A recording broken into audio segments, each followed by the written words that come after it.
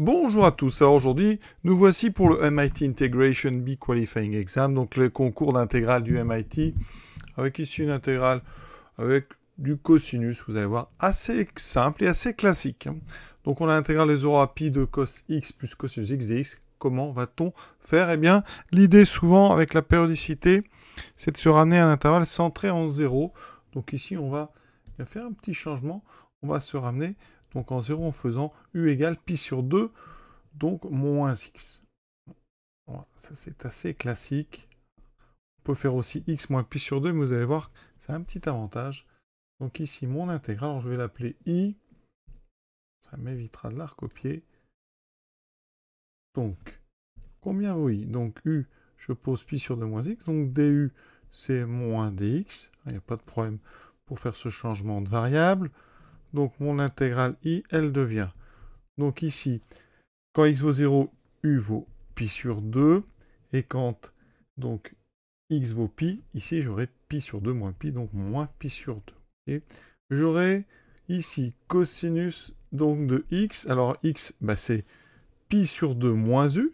Donc ici j'aurai pi sur 2 moins u plus cosinus de pi sur 2 moins u. Et ici on aura donc moins du. Donc je mets du et le moins est bien simple, je change l'ordre des bornes. Donc ici j'aurai l'intégrale de moins pi sur 2 à pi sur 2. Vous voyez, j'ai transformé le moins en changeant l'ordre des deux bornes.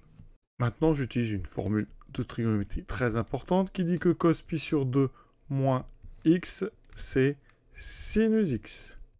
D'accord, ça, hein, quel que soit x, donc appartenant à R. Ici, j'obtiens donc l'intégrale de moins pi sur 2 à pi sur 2. Alors ici, j'ai cosinus pi sur 2 moins u qui va donner ici donc sinus. Donc là, à la place de ça, je vais écrire sinus u. Et ici, eh bien, j'ai un deuxième cosinus pi sur 2 moins quelque chose. Ça sera cosinus de pi sur 2 moins. Et ici, u plus. Ici, donc, j'ai ce plus cos pi sur 2 moins u que j'ai transformé en plus sinus. Comme je factorise par moins, ça fera moins sinus u. Vous voyez? Ici, donc je ferme la parenthèse, du, je réutilise une deuxième fois la formule, ce pi sur 2 moins quelque chose, eh bien je vais le transformer en sinus, donc j'obtiens l'intégrale de moins pi sur 2 à pi sur 2 de sinus u moins sinus u du. Et maintenant, regardons ce qu'on a à l'intérieur ici. On a f de u, c'est sinus de u moins sinus u.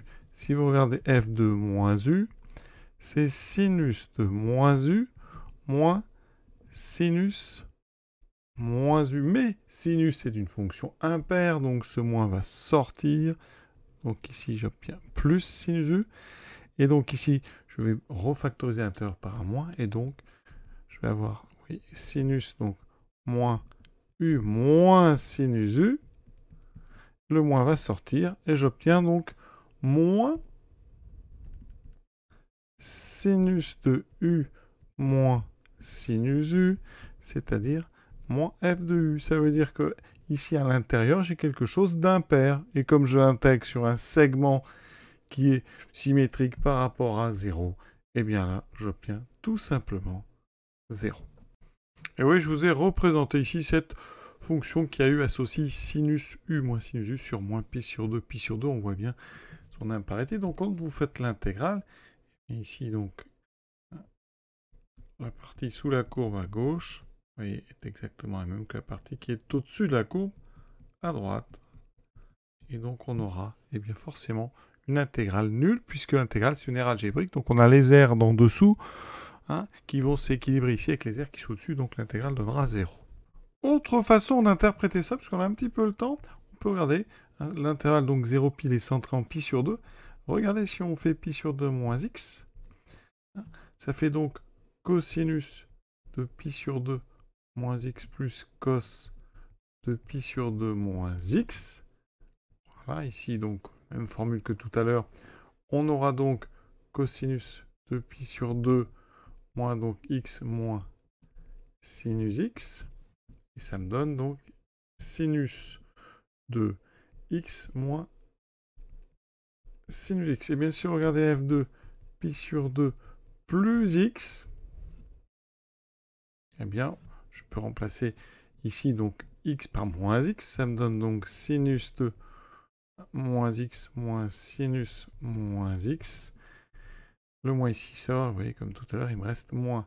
Donc sinus x moins sinus x, ce qui me fait moins, donc f de pi sur 2 moins x. Là, on obtient quelque chose de très intéressant qui dit que donc, alors nous on est sur 0pi, ça serait valable aussi sur R, eh bien on a f de pi sur 2 plus x plus donc f de pi sur 2 moins x qui donne 0.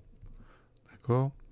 Et donc ça veut dire que ici quand je divise par 2, ça me fait bien 0. Alors ça, eh bien ça veut dire qu'on a la courbe CF qui est symétrique par rapport à un point, parce que ça donne une symétrie centrale.